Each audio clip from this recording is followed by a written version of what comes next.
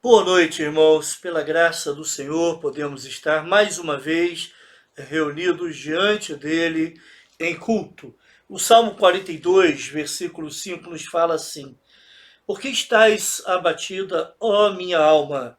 Por que te perturbas dentro de mim? Espera em Deus, pois ainda o louvarei. A Ele, meu auxílio e Deus meu. De vez em quando nós precisamos conversar conosco mesmos, né? Para sabermos por que nós estamos sentindo algumas sensações, por que está havendo tanta intranquilidade no nosso coração, às vezes até o desânimo, o abatimento. Nesses momentos, irmãos, essa análise profunda, esse reconhecimento do que está passando é importante. Essa pergunta, qual é a causa que está levando a pessoa a ter esse tipo de sensação interior? Mas mais importante ainda é a pessoa reconhecer o que ela precisa para resolver essa sua situação, porque nem sempre a pessoa terá uma resposta tão clara a respeito do que está motivando determinada sensação ruim no coração de alguém, alguma sensação desagradável, né, conforme essas que eu falei que estão tirando a paz ou estão tirando o ânimo de alguém. Mas o remédio existe, e o remédio é o Senhor. Por isso que o salmista diz: Por que estás abatido, ó minha alma? Por que te perturbas dentro de mim? Espera em Deus, pois ainda o louvarei. No versículo 1 desse Salmo 42, ele diz que assim como a corça anseia pela água, a sua alma, ou a alma do salmista, estava suspirando por Deus. Porque ele sabe que Deus é que pode resolver esses problemas existenciais que estavam tomando o seu coração. Vamos orar? Tu és tão bondoso, Senhor. Tu és um Deus a quem podemos buscar. Tu és um Deus a quem podemos abrir os nossos corações. Senhor, confessamos que muitas vezes não entendemos o que está acontecendo no nosso coração. Mas quando essas questões surgem, temos uma resposta. Podemos esperar em Ti. Quem sabe essa tristeza no coração, essa inquietude, seja por falta de mais Deus nas nossas vidas. Ó Senhor, venha socorrer-nos, venha ser o nosso auxílio. Sabemos que o nosso sofrimento não será para sempre, porque ainda o louvaremos. Receba, ó Pai, o culto que vamos prestar a Ti nessa noite. Somente Tu mereces o nosso louvor. Em nome de Jesus, amém. Nós vamos cantar um hino que fala que esse Deus que nós louvamos é o Deus de Abraão, é o Deus de Isaac, é o Deus de Jacó, é o trino Deus, Deus Pai, Deus Filho e Deus Espírito Santo. A esse Deus que desde a antiguidade tem agido na humanidade e abençoado os homens, a esse Deus que nós vamos louvar através desse hino que diz: Ao Deus de Abraão louvai. Louvemos ao Senhor.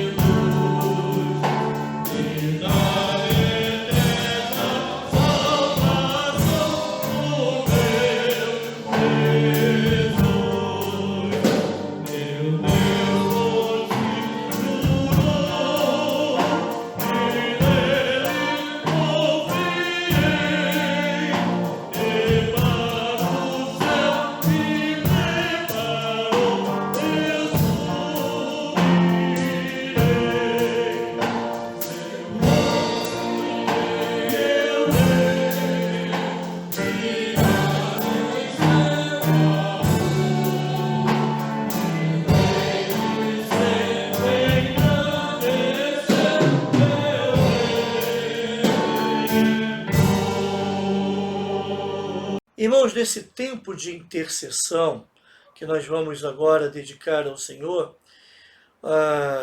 colocando diante dele os nossos pedidos, gostaria de lembrar aos irmãos, daqueles irmãos que carecem das nossas orações por questões de saúde.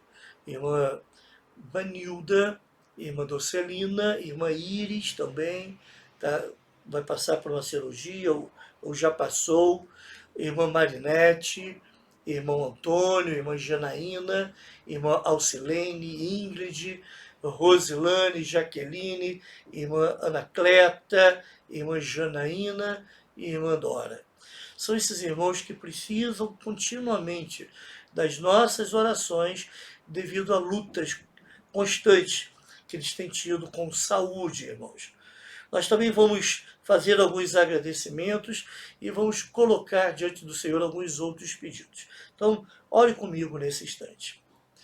Obrigado, Senhor, mais uma vez por estarmos em Tua presença em oração. Nós temos tantas coisas a colocarmos diante de Ti, mas também temos muito a agradecer.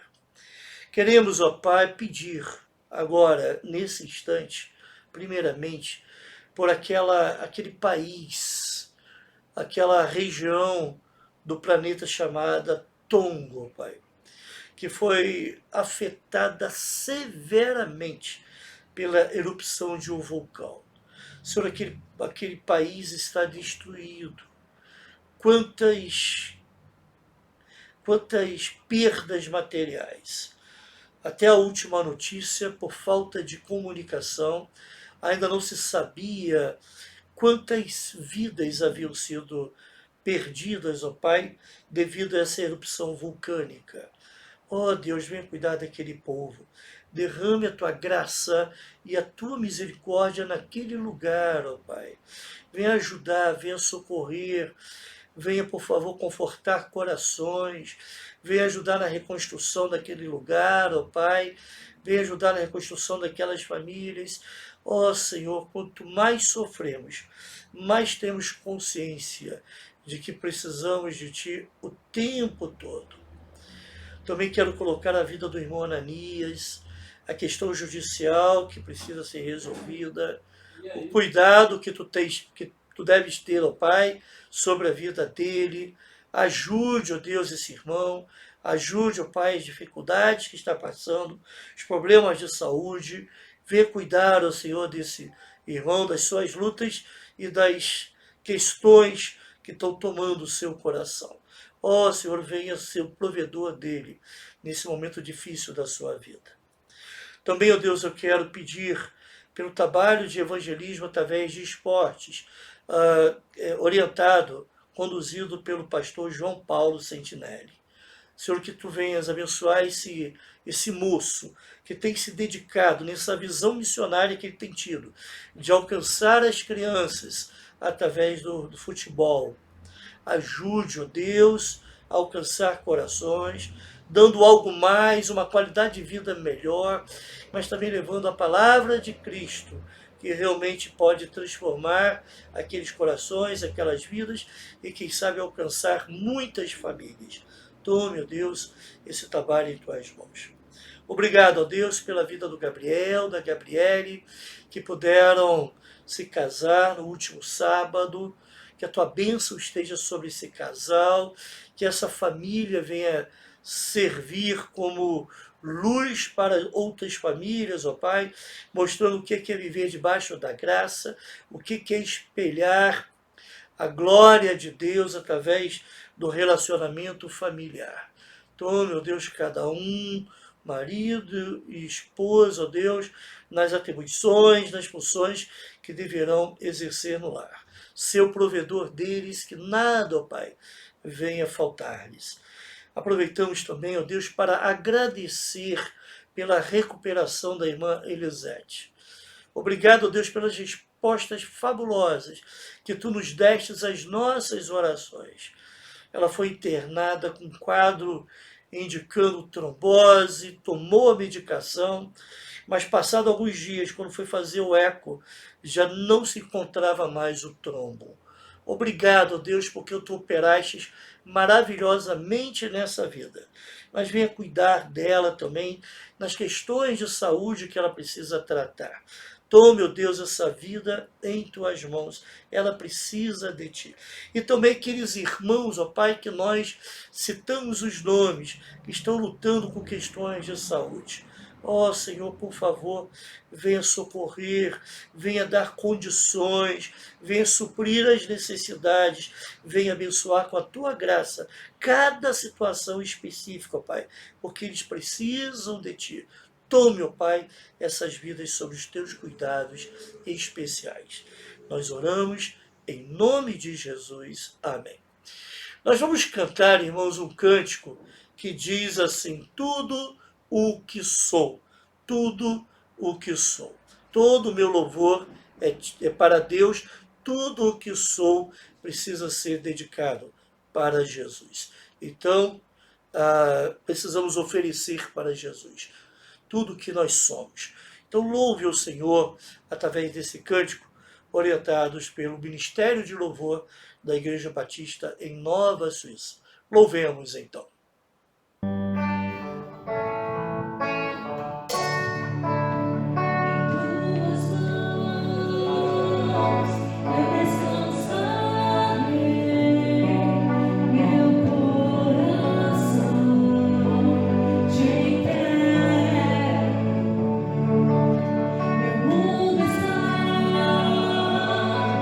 Segura em tuas mãos, e eu sou.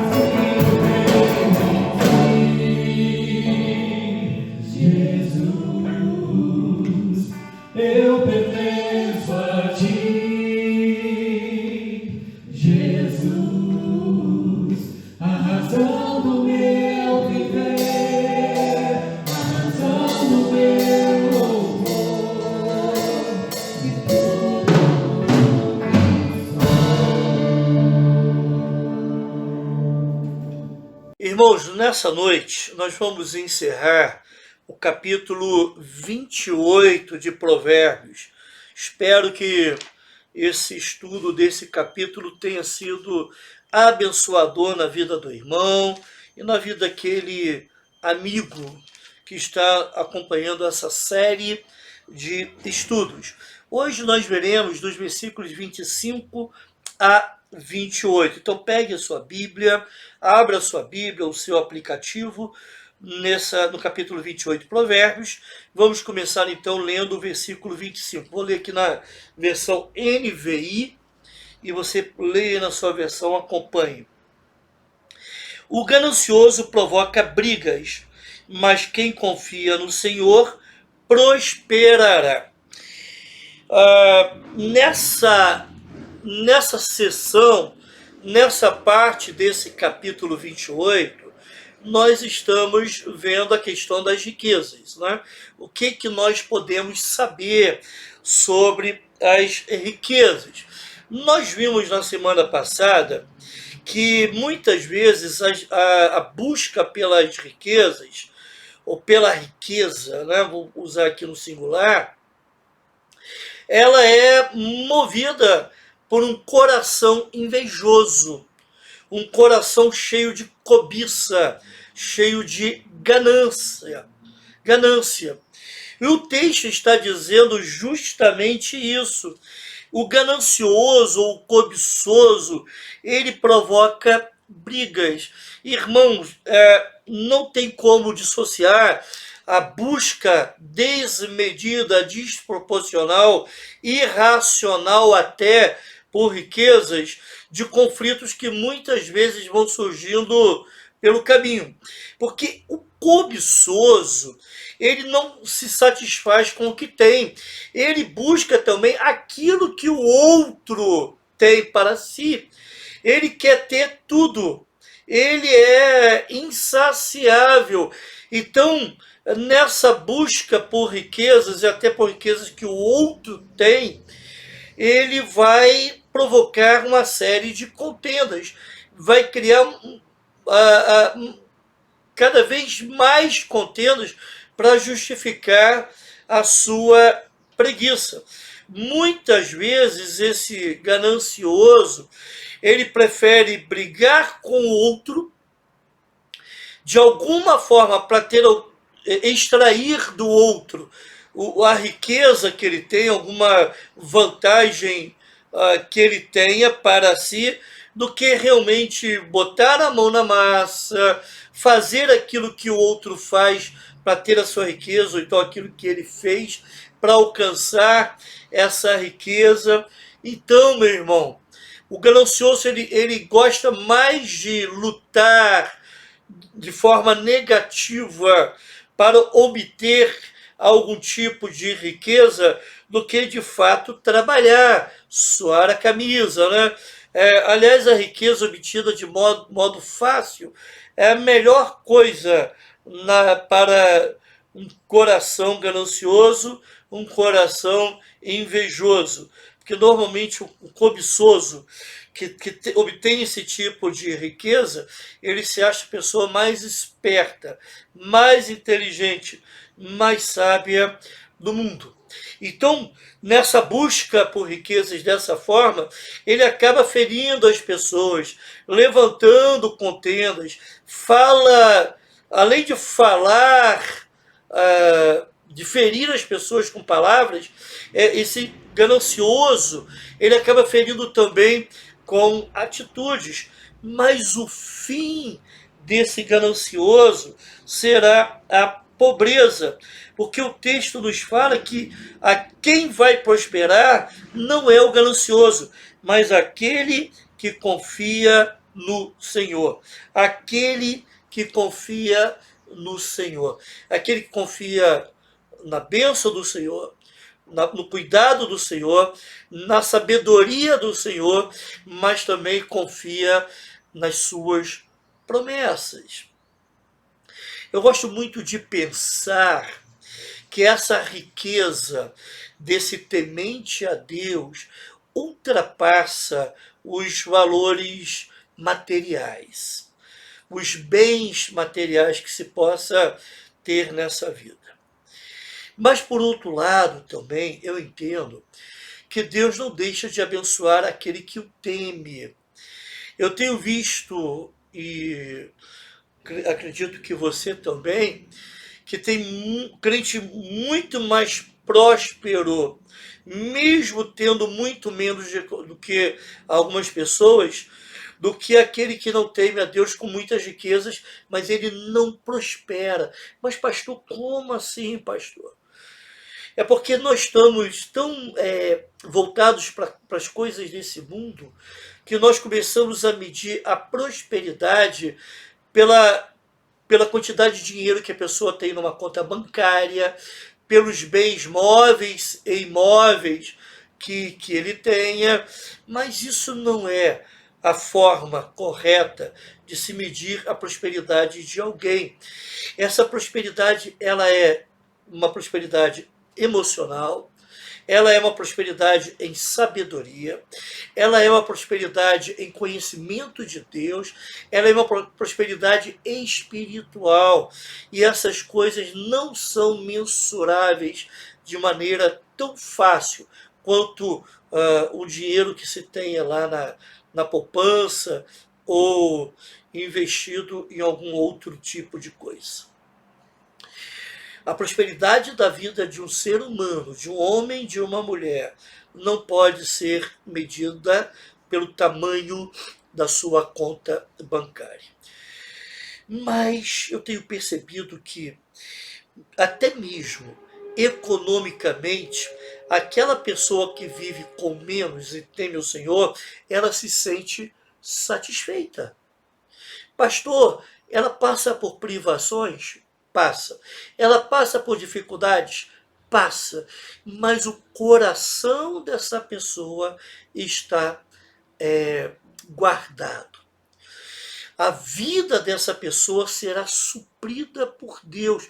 Deus não desampara os seus filhos. Essa pessoa não lança a mão de meios errados para satisfazer as suas necessidades. Até mesmo para comprar um remédio, comprar um alimento, ela sempre vai buscar a sabedoria de Deus, sempre vai buscar as promessas de Deus para a sua vida. Quem confia no Senhor não vende a sua consciência. Quem confia no Senhor não abre mão dos seus valores morais que aprendeu nas Escrituras e para obter qualquer tipo de vantagem. Isso é o que diferencia o temente ao Senhor daquele ganancioso. É isso que vai trazer prosperidade àquele que teme ao Senhor. Quem teme ao Senhor não cede aos desejos, à sedução do lucro fácil. Quem teme ao Senhor se torna incorruptível, não se deixa subornar por valores ou por qualquer tipo de vantagem. Aquele que teme ao Senhor busca em primeiro lugar o seu reino.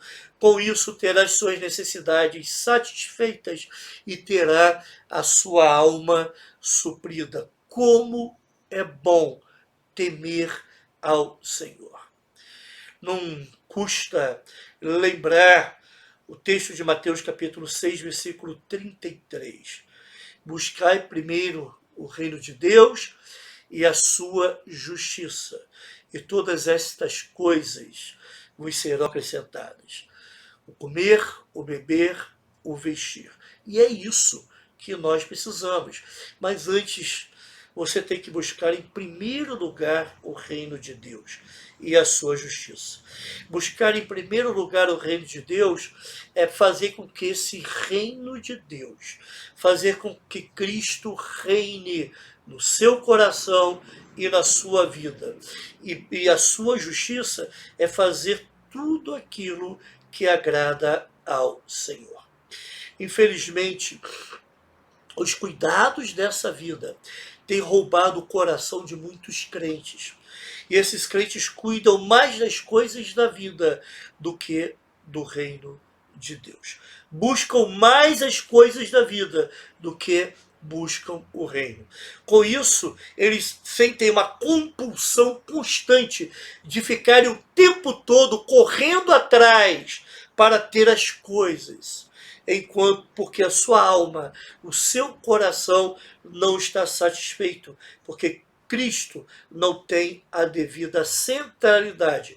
Cristo não está em primeiro lugar no seu coração. O cobiçoso, ele é avarento, conforme nós falamos. Ele é ganancioso.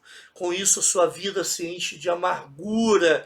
E com isso, ele acaba vivendo uma situação de penúria, de pobreza.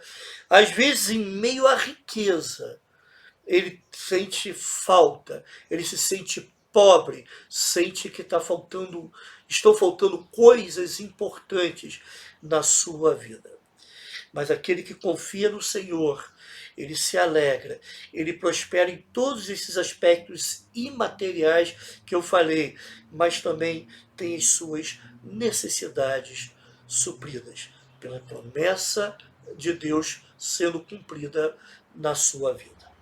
Amém, irmãos? Que Deus nos ajude nesse sentido. Gostaria de pensar com os irmãos também o versículo 26. Versículo 26. Leia comigo, por gentileza. Quem confia em si mesmo é insensato. Mas quem anda segundo a sabedoria não corre perigo. Deixe-me ler mais uma vez. Quem confia em si mesmo é insensato. Mas quem anda segundo a sabedoria não corre perigo. No versículo 25, nós vimos a figura do ganancioso, do cobiçoso. Essa palavra aí, que tem nesse versículo, nesse texto, ela também pode ser traduzida em hebraico para arrogante. A pessoa que tem as suas riquezas e não reconhece que essas riquezas vêm de Deus e muitas vezes não vêm de Deus, é uma pessoa que acaba se tornando também arrogante. Arrogante para com os outros e arrogante para com Deus. Arrogante para com os outros porque ela está tão em si mesmada, ela se acha tanto, né, dessa forma, que acaba menosprezando aquele que está próximo de si. Acaba menosprezando aquele que muitas vezes contribui para que essa pessoa tenha riquezas. Muitas vezes ela acaba menosprezando o seu familiar, o seu filho, a sua esposa, o seu marido. É uma pessoa que se torna autossuficiente e, com isso, arrogante. Ela acha que não precisa de ninguém na sua vida. Então ela se enche de arrogância, mas não confie no seu coração. Esse é o sentido do texto, não é? Quem confia em si mesmo é insensato. É aquele que confia no seu próprio coração. Irmãos, o coração não é um bom conselheiro. O coração é enganoso, conforme a Bíblia, e desesperadamente corrupto. Pastor, me explique melhor isso. Infelizmente, desde o pecado de Adão e Eva, conforme nós temos estudado nos cultos de domingo à noite, nos sermões, temos pregado sobre isso, desde aquele pecado, o pecado inicial, o ser humano, todas as faculdades mentais e emocionais do ser humano foram manchadas pelo pecado. Então, muitas vezes a gente ouve expressões do tipo: faça conforme o seu coração está dizendo para fazer. Mas o coração não é um bom conselheiro. Muitas vezes o coração vai desejar e vai tomar decisões que são contrárias àquilo que é correto, àquilo que está ensinado na palavra do Senhor. Então não confie no seu coração. O rico é aquele que confia em si mesmo, confia no seu coração, faz aquilo que o seu coração manda.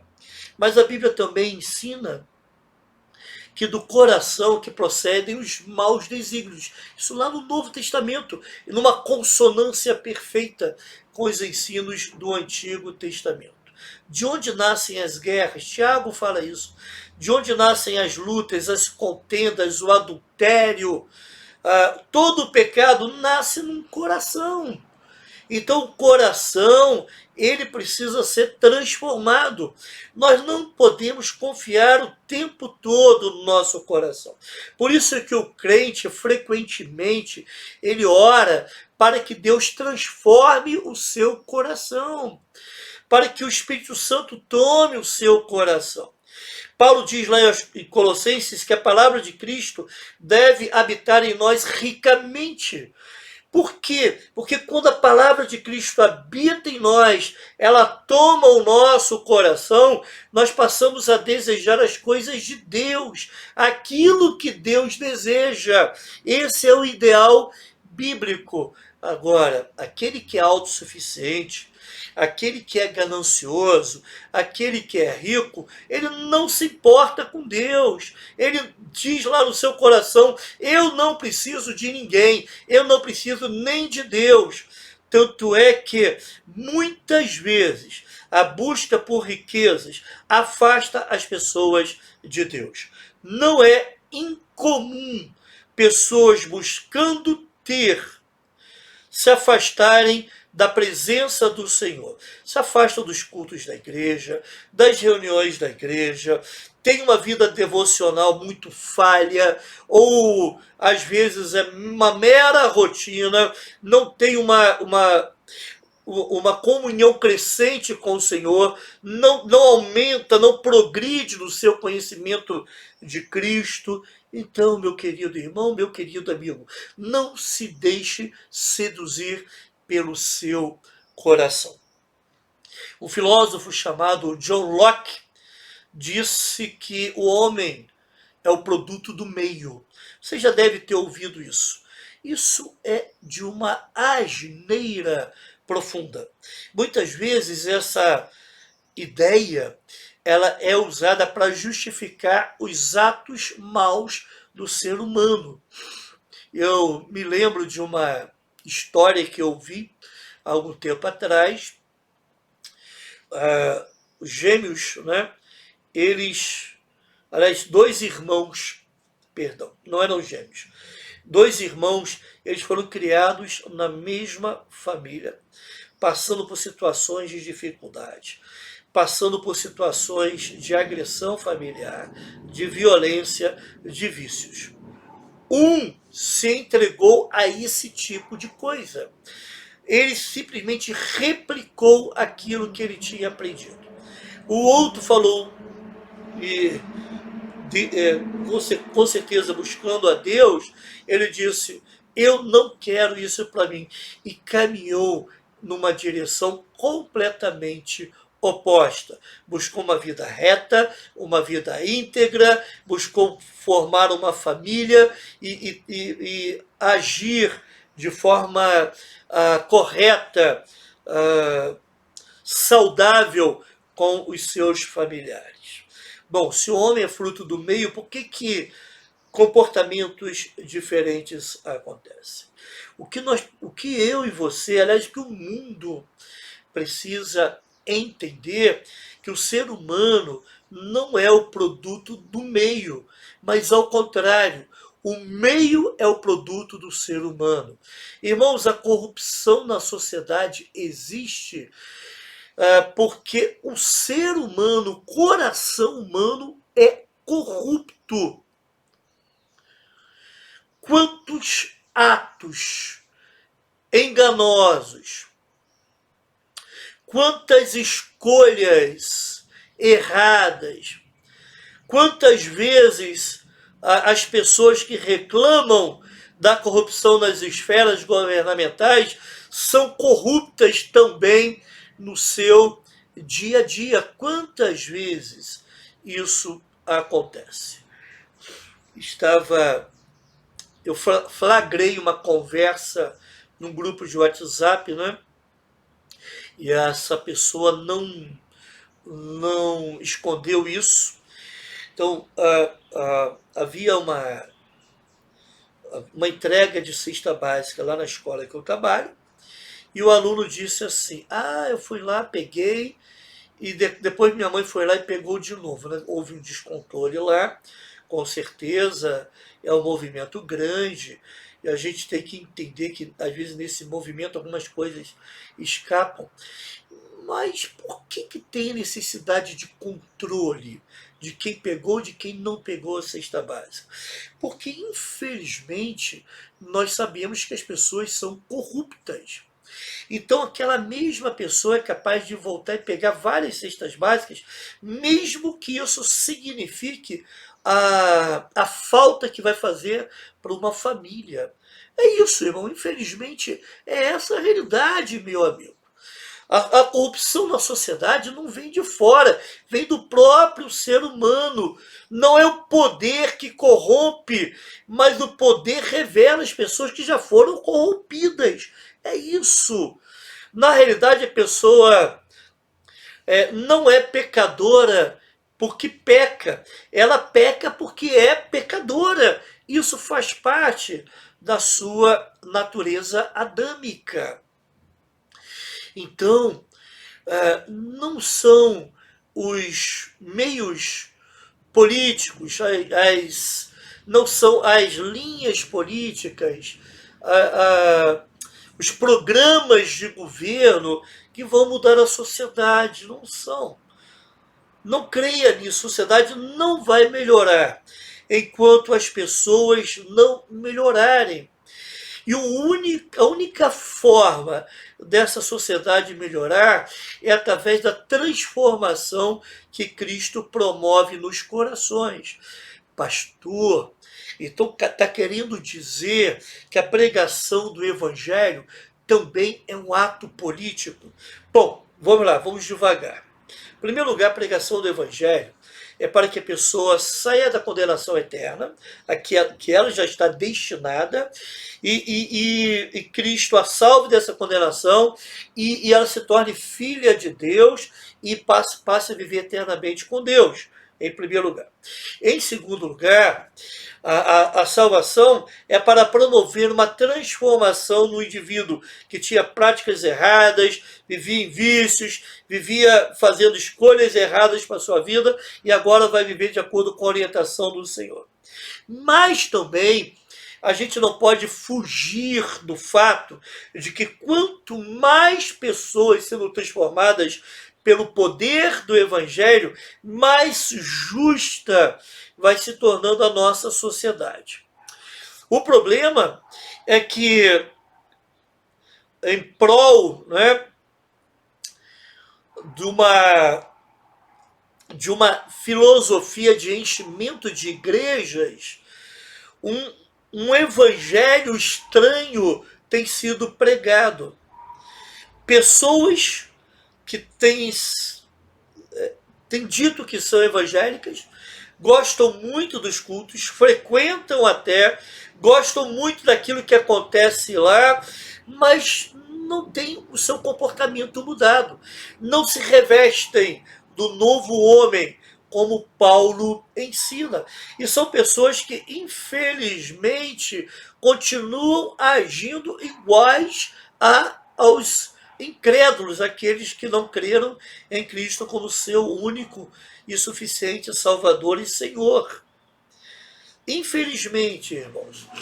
E eu fico até pensando quantos desses milhões estão sendo enganados, estão se enganando, acham que são convertidos e não são. E acredite, essas pessoas, elas são muito difíceis de se converterem.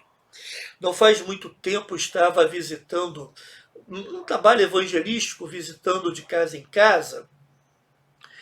Eu bati lá numa porta, a pessoa aceitou conversar, e ela disse então, se identificou como sendo evangélica. Nós começamos a conversar e eu fiz uma pergunta muito simples para ela. Por que você acha, observe, ela era evangélica, frequentava uma igreja evangélica. E eu fiz uma pergunta muito simples, por que você acha que vai para o céu? Se Deus perguntar para você, quando você chegar lá, por que eu devo deixar você entrar no meu céu? O que você diria para Deus? Irmãos, eu fiz essa pergunta várias vezes para várias pessoas que se diziam evangélicas. E impressionantemente, para mim, surpreendentemente, as respostas se repetiram. Eu não faço nada de mal. A minha vida é trabalhar, é viver para a família, vou na igreja. Quem disse que a salvação é pelas obras? Aliás, a Bíblia ensina completamente o oposto. A salvação é pela graça por meio da fé. Então me assusta essa quantidade de membros de igreja, de frequentadores, até adeptos de igreja, porque a igreja tem um jeitão legal, tem um pastor que fala bem, um pastor atraente, carismático na forma de falar, na forma de tratar as pessoas, tem um programa legal de culto, programa jovem, programa de skate, programa de motociclismo, programa de karatê, ok. São adeptos, mas que na realidade ainda não conhecem o verdadeiro evangelho.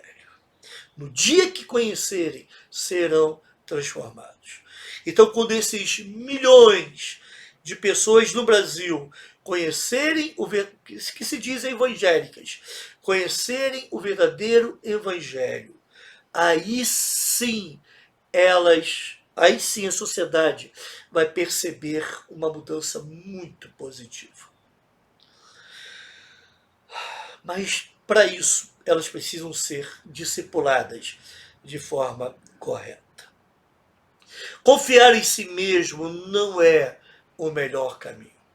Confiar em si mesmo é a mesma coisa de você andar numa ponte em que pode despencar a qualquer instante, porque não tem segurança alguma. É você caminhar numa estrada que no final vai te levar à perdição e perdição eterna. Mas aquele que busca a sabedoria, entenda essa sabedoria com S maiúsculo, será salvo. Porque, de acordo com o livro de Provérbios, desde o primeiro capítulo e mais essencial, capítulo 8, nós entendemos que a sabedoria é uma pessoa. A sabedoria é personificada em Cristo. Em Cristo nós temos a verdadeira sabedoria. E essa sabedoria de Cristo nos leva a olhar para a vida com os olhos de Deus, a fazer uma leitura adequada do momento em que nós estamos vivendo. Isso se chama cosmovisão correta da vida. Então nós temos uma cosmovisão de acordo com aquilo que a Bíblia ensina. É ver a vida como Deus vê, é sentir as coisas no coração como o próprio Deus sentiria no coração dele, é desejar as coisas de Deus. Isso é confiar em Deus, isso é de fato temer ao Senhor, isso é de fato andar segundo a sabedoria. Irmãos, aqueles que não pegam essa estrada da sabedoria, que é Cristo, nunca poderão andar em segurança. Eles nunca serão poupados das circunstâncias difíceis, daqueles acidentes de percurso, e nunca chegarão salvos, nunca chegarão seguros ao seu destino eterno. Por isso, a autoconfiança é uma insensatez. Mas a sabedoria que é Cristo traz livramento.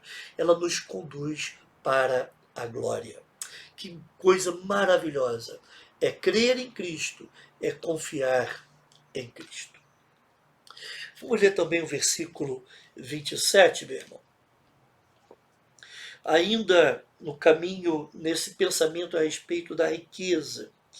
Versículo 27 diz assim: quem dá aos pobres não passará necessidade, mas quem fecha os olhos para não vê-los sofrerá muitas maldições.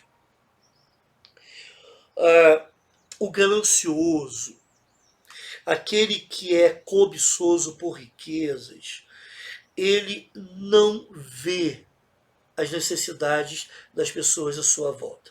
Eu já tenho dito aqui que Deus dá riquezas para algumas pessoas com propósitos muito definidos. Nós sempre teremos pessoas ricas e pessoas pobres, isso é fato. Mas algumas pessoas são contempladas por Deus com a riqueza para propósitos muito definidos. Em primeiro lugar, para o benefício do reino. São pessoas que, através de suas riquezas, podem investir no reino, investir no trabalho missionário, na manutenção de algum projeto, investir na sua própria igreja que faz parte. Deus faz dessa forma, eu falei sobre isso na semana passada. Mas também, essas pessoas que Deus dá riquezas, elas também são ministras de Deus na vida dos outros. Elas podem ministrar bênçãos na vida do necessitado. Podem ajudar, socorrer pessoas com necessidade. Conheci uma pessoa que ela tinha uma vida realmente bem abastada, mas muito liberal. Impressionante. Eu me lembro que no município onde ela mora, não é em Nova Friburgo, aconteceu ter uma chuva de granizo e também uma chuva muito forte. Várias casas, várias pessoas tiveram prejuízos sérios, perderam seus móveis, perderam vários bens de dentro de casa mesmo. E essa pessoa então investiu, comprou vários guarda-roupas, geladeiras, cama, fogões, e ela investiu muito dos seus recursos para que outros pudessem ter as suas angústias amenizadas. Quantos irmãos que eu conheço investem no sustento de um missionário? Quantos compram diversas cestas básicas para abençoar pessoas com necessidades? Irmãos, que isso é bênção. São pessoas que entendem que aquilo que elas têm não são simplesmente para elas se beneficiarem, mas para ajudar os outros. Elas têm um coração liberal. Quando o rico ajuda o pobre, essa pessoa que foi ajudada dá graças a Deus pela vida desse rico. Então, nesse sentido, ambos são bem-aventurados. O rico por repartir, por compartilhar com generosidade, mas o pobre também por ter a sua necessidade suprida. Irmãos, a generosidade, ela abre caminho ainda mais para as bênçãos do Senhor. O que eu quero dizer com isso? Um rico, quando entende que aquilo que ele tem não é dele mesmo, mas Deus está lhe dando para usar da melhor forma possível e abençoar outros, Deus acaba abençoando ainda mais essa pessoa, para que ela continue avançando. A alma generosa prosperará. Essa é uma promessa bíblica, essa é uma promessa do Senhor. Mas aquele rico que é ganancioso, arrogante, autossuficiente, ele finge que não vê. Ele esconde os seus olhos. Essa pessoa não será bendita por um pobre que teve sua necessidade suprida. Ela será maldita, será amaldiçoada. Não é? Essa ganância, irmãos, ela traz maldições sobre si. Ela não traz felicidade, ela traz angústia, transtorno de alma, enquanto que a liberalidade acaba trazendo mais bênçãos sobre a vida de quem é liberal. Quando você ajuda o pobre, você está socorrendo o aflito e necessidade. Não é necessitado, não é aquele preguiçoso, não é aquele que se ajunta com vadios, né, conforme nós vimos semana passada, mas são pessoas que são realmente pobres e estão passando necessidade, não é? Então, isso é uma atitude que abençoa e abre caminho para mais bênçãos, irmãos. Distribuir com generosidade é entender, antes de tudo, que os bens vêm de Deus, é Deus quem dá. E quando Deus dá para os seus propósitos. É compreender que Deus é glorificado quando a pessoa é generosa, quando a pessoa é liberal, quando a pessoa demonstra misericórdia. Deus é glorificado através dessa vida. Logicamente, o liberal, o generoso, ele dá com alegria. E ao fazer isso, aquela pessoa que recebe não entende que recebe com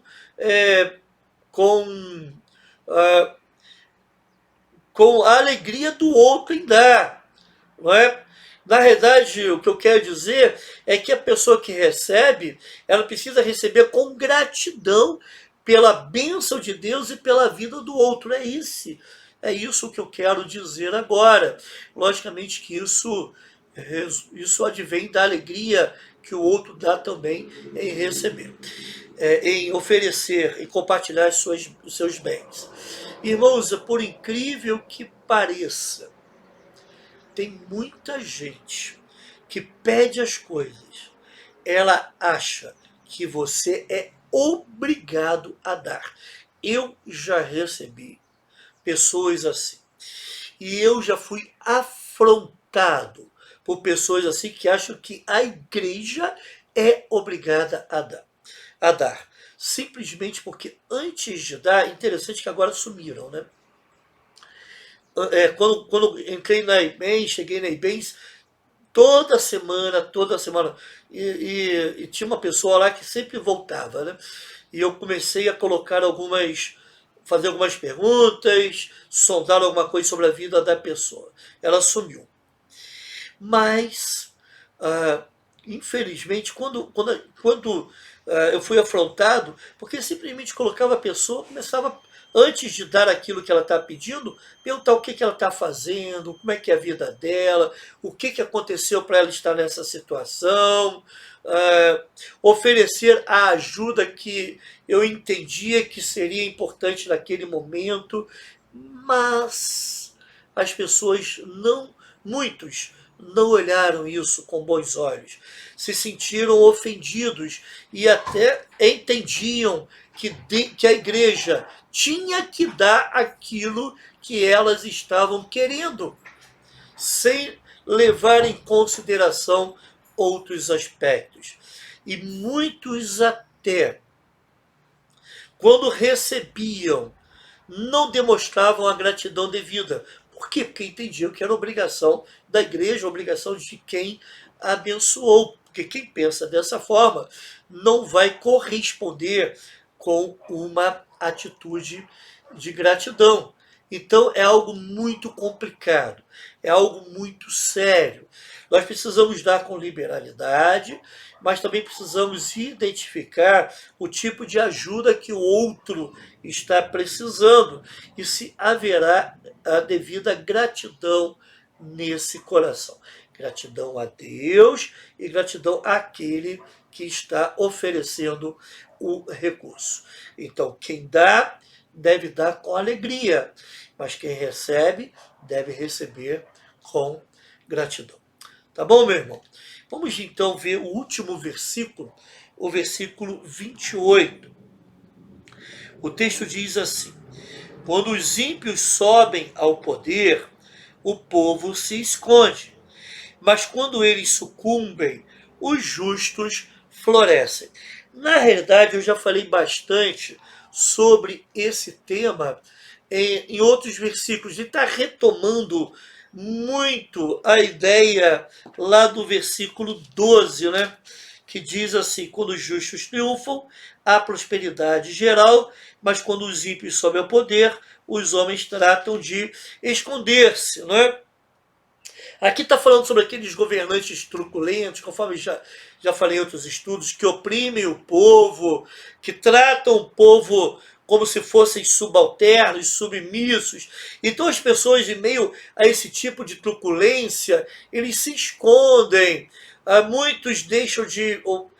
sonegam os seus impostos porque ficam com medo até de sustentar esse tipo de governo que muitas vezes é formado por pessoas desonestas, não é? São pessoas que se tornam ameaça ao povo. Eles se tornam extravagantes no exercício da sua função, extravasam a sua função e acabam oprimindo o povo, em vez de servir ao povo. Nós precisamos, irmãos, eu sempre já falei isso, eu não vou gastar muito tempo com esse versículo, mas nós precisamos tomar cuidado com aqueles que parecem cordeiros, mas montam um esquema tal que no final das contas o povo ele é oprimido de diversas formas. Um governante, quando ele aparelha o Estado, quando ele manipula as leis, quando ele controla os tribunais, quando ele amordaça a imprensa, o direito de opinião, ele está oprimindo o povo. E com isso, os homens de bem se escondem. Quando o governante se torna um carrasco, quando ele esmaga o povo com tributos abusivos, simplesmente para viver do bem e do melhor, extorquindo o povo, desviando verbas públicas e se locupletando, isso é opressão do povo. Quando muitas vezes usa esses recursos de forma indevida, errada, quantas obras foram inauguradas, inacabadas, não é? Eu ouvi até de um governante recentemente, não nos últimos 3 anos, que inaugurou lá um navio que seria gigantesco. Mas eles simplesmente pintaram aquele navio, todas as falhas, eles deram um retoque no navio, e aquele navio nunca funcionou. Saiu dali para ir para o ferro velho, simplesmente para dizer, estamos inaugurando. Irmãos, é isso que o governante opressor, ele faz. Quantas obras públicas, quantos hospitais foram inaugurados que nunca funcionaram, quantas escolas foram inauguradas que nunca funcionaram ou não funcionavam, não funcionaram e não funcionam até hoje de forma devida. Isso é gastar perdulariamente os recursos do povo, é gastar de forma desonesta, não é administrar bem os recursos obtidos através dos impostos. O texto fala que esse tipo de governante, ele só traz alegria ao povo quando eles sucumbem. Sucumbir aqui não é morrer, não, mas é, quem sabe, deixar o poder. Pode ser até morrer também, não é? Mas quando eles deixam o poder, traz alegria para o povo por ver tanta coisa errada acontecendo. Então, quando esses governantes ruins deixam o poder, os justos se multiplicam e a paz pode ser encontrada em muitos lugares. É isso que o texto está falando. Nós já falamos bastante sobre isso em outros momentos, e você pode voltar lá no versículo 12, outros versículos para frente também, que eu tratei sobre esses assuntos. Amém, irmão? Como foi bom estudar Provérbios 28. Eu realmente, conforme falei no início, espero que a sua vida tenha sido abençoada. Deus me ensinou muito através desses versículos e espero que Ele tenha falado também ao seu coração. Vamos orar? Obrigado, Senhor, por estudarmos mais esse capítulo do livro de Provérbios. Obrigado por nos trazer conhecimento a respeito da Tua vontade, mas também nos trazer a compreensão de que devemos buscar a sabedoria que há em Cristo Jesus. Devemos buscar sempre sermos tementes ao Senhor e não confiar nos homens, não confiar no coração, não confiar nas riquezas, mas confiar em Ti mesmo, sabendo, ó Pai, que Tu cuidas dos Seus filhos. Senhor, venha abençoar o nosso povo, venha abençoar a nossa nação. Mas também, ó Deus, eu quero pedir em especial, venha abençoar os membros da Igreja Batista em Nova Suíça. Ajuda-nos, ó Pai, a andarmos sempre em conformidade com a Tua vontade. Em nome de Jesus. Amém. Se você deseja participar dos cultos da nossa igreja, você deve dar o seu nome. Então, vão aparecer aí vão aparecer na tela aí as informações bancárias, mas para dar o seu nome, deixa eu separar uma coisa da outra. Para dar o seu nome, você pode dar o seu nome por aqui nos comentários, ou então no grupo da igreja, no WhatsApp. Eu conheço um membro da igreja, esse membro pode ir lá fazer a sua inscrição. Tá bom? Essas informações bancárias, conforme eu disse, que vão aparecer aqui, são para que você, caso sinta o desejo no seu coração, com liberalidade, com alegria, possa contribuir através dos dízimos e das ofertas. Pastor, eu não sou membro da igreja, mas eu quero contribuir com o ministério dessa igreja. Você pode dar a sua oferta através dessa conta bancária que vai aparecer aí. Em primeiro lugar, isso é uma bênção na vida dos membros da igreja. Mas se você não sendo membro quiser participar, que Deus te abençoe e te ajude. Até domingo que vem, às 9 horas da manhã, se Deus assim nos permitir. Tenha uma semana feliz, sempre debaixo da presença do Senhor. Até a próxima, então.